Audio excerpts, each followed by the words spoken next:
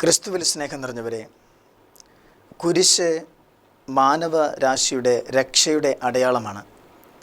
കുരിശാണു രക്ഷ, കുരിശിലാണു രക്ഷ, കുരിശേ നമിച്ചിടുന്നു. എന്ത് അർത്ഥവത്തായ ഈരടികൾ!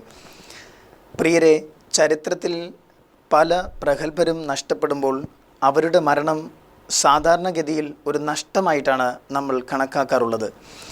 എന്നാൽ ലോകത്തിൻ്റെ രക്ഷകനായ ക്രിസ്തുവിൻ്റെ മരണത്തെ നമ്മൾ നഷ്ടമായിട്ടല്ല, മാനവരാശിയെ രക്ഷിക്കുന്ന ഒരു വലിയ സംഭവമായിട്ടാണ് നമ്മൾ കാണുന്നത്. അതായത് ക്രിസ്തുവിൻ്റെ മരണം മാനവരാശിക്ക് നേട്ടമായാണ് നമ്മൾ കരുതുന്നത്.